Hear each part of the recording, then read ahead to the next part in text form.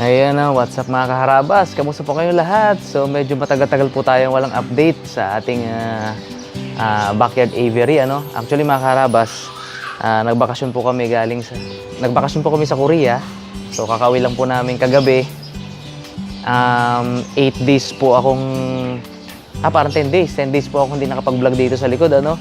So update ko po kayo kung ano na yung mga bagong kaganapan or bagong nangitlog or bagong sisiw dito sa ating aviary mga karabas.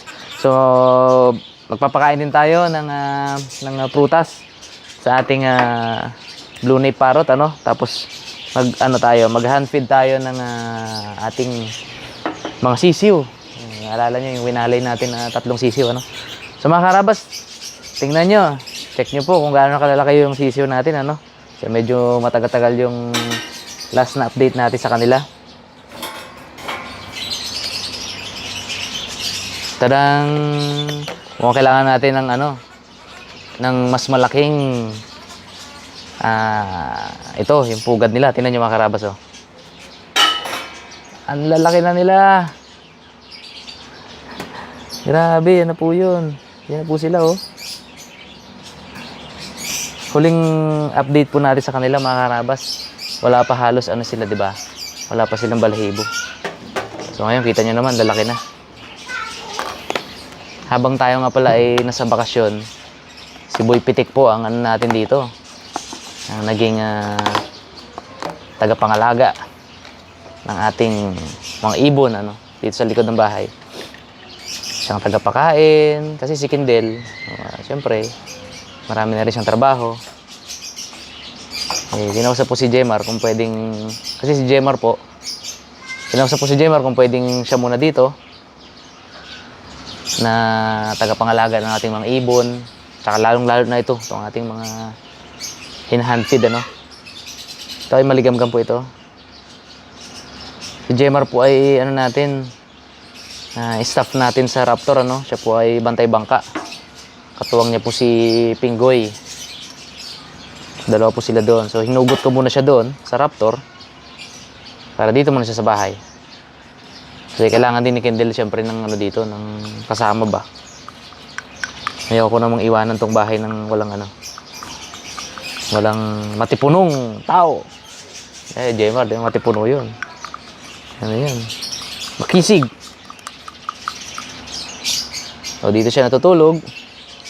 Uuwi lang siya pag susunduin niya yung misis niya.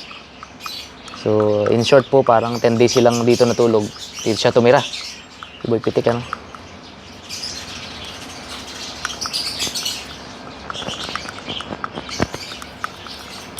Siyempre, unang-una ko siyang binili ng pasalubong nung nandun kami sa Korea, nung kami ipapauwi na, no. Hindi pwedeng mawalan si Boy Pitik. Gaano na ba kayo katakaw ngayon, ha? Aroy. Aroy.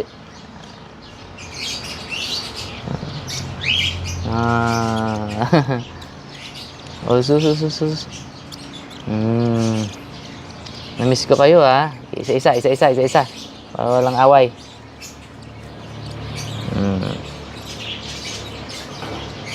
Maamo na ito mga karabas. Dali. Dali. Dali.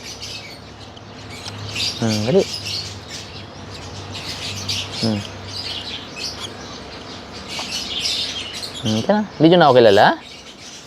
8 days lang ako nawala, ha?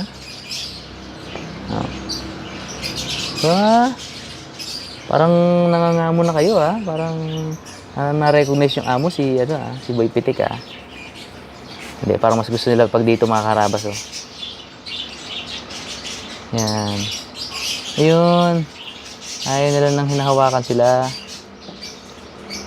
Mas gusto nila yung dito na lang sa nota mo.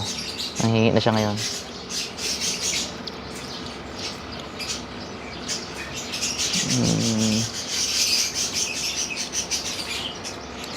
Ikaw pa, bulilit. Si bulilit, malaki na.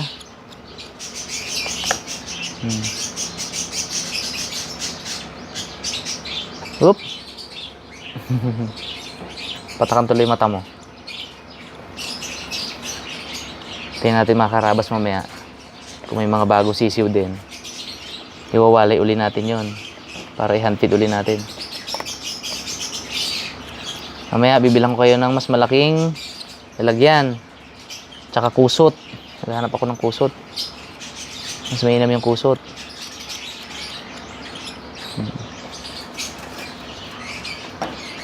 Yung malaki oh. Nakasiksik oh. Oh. Parang mahihain ka na sa akin ha.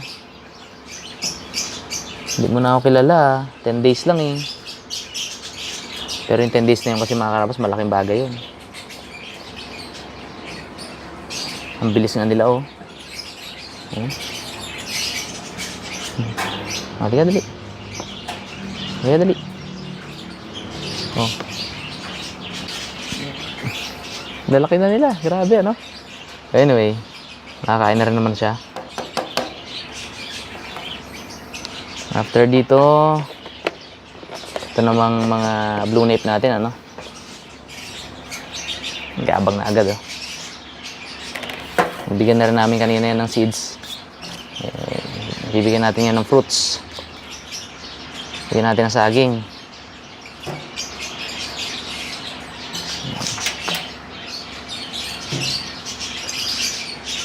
Kaya Liga. Na-miss niyo ang fruits. Oh.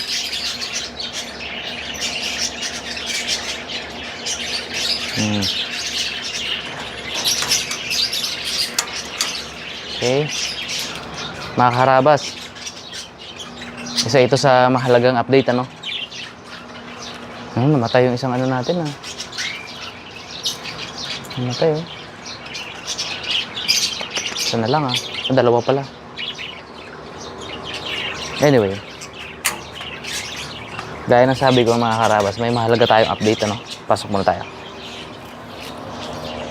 Pero bago ko i-announce yung mahalagang update natin, handfeed muna natin uli. Parang nalimutan na nila ako ah. Okay? Hindi. Mamo pa din. Uy, yeah.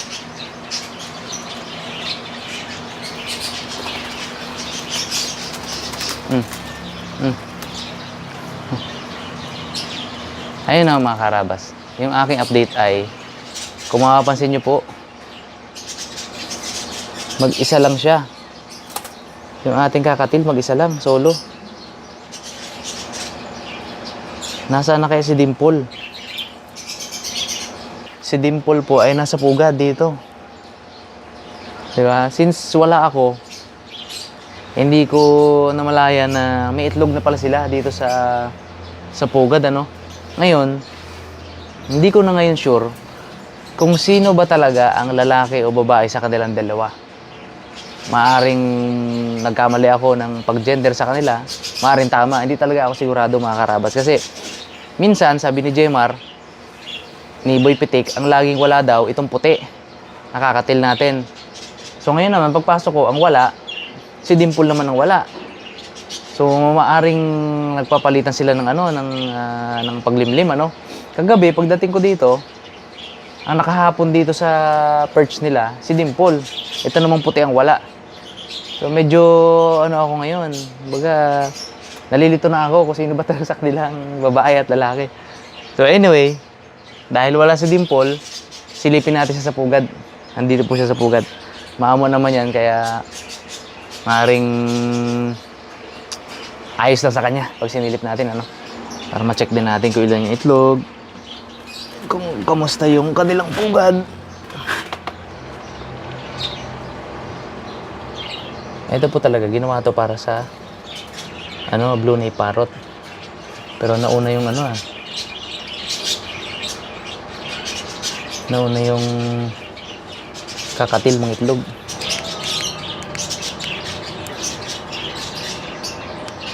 Ayun. Si Dimple. Kailan na kaya ang itlog mo?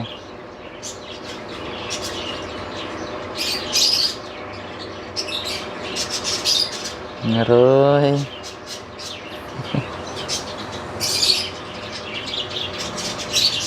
Naglilimlim na ata.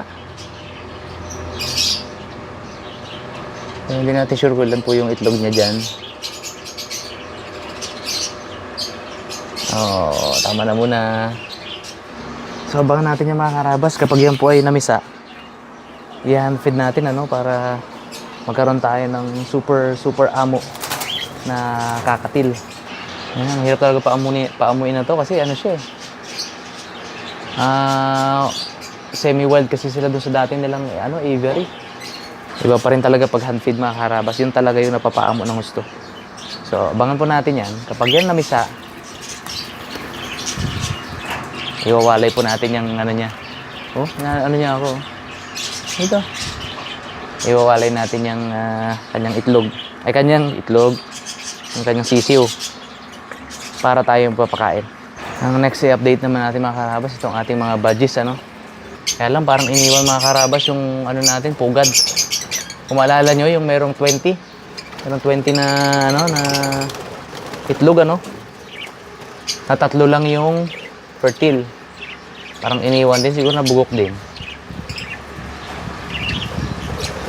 Mamaya silipin natin yan kung anong lagay. Hayaan mo na natin sila, baka masyadong magambala. Merong naglilimlim eh. So dito silipin natin mga karabas naman yung mga pugad ng ng ating African lovebirds. Tingnan natin kung ano yung update sa mga sisiw at sa mga itlog. Kung mayroon na namang namisa.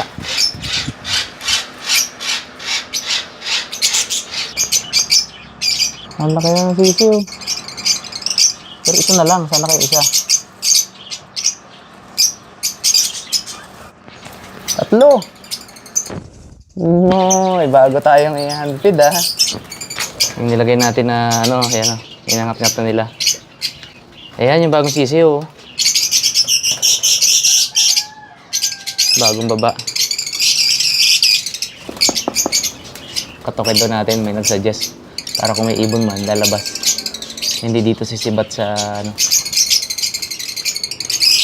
sa bungad. Ay, may itlog na. 2, 4, 6, 6. Okay.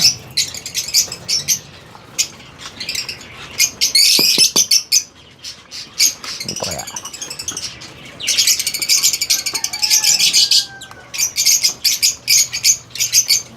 Hop, may 2. Ay, may namisa.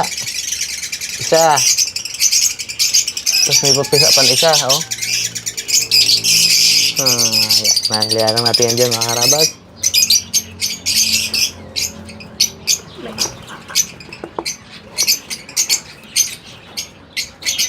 Oh, may itlog. Hala, halos lahat ng pugad ata, may itlog dito galing yun, no? Yung hinahandfeed natin ngayon. So ayun mga karabas, simpleng update lang po yun sa ating backyard aviary. So gusto ko lang po kayong i-update after ng ilang days na hindi tayo nakapag-vlog dito. So salamat po sa panonood at marami po tayong abangan. Abangan po natin yung mga susunod na i-handfeed natin at saka abangan po natin yung pagpisa nitong mga itlog ni Dimple. Ni Dimple or nung asawa niya yung puti. Ayun. Thank you mga karabas sa panonood at ingat po tayong lahat. God bless po.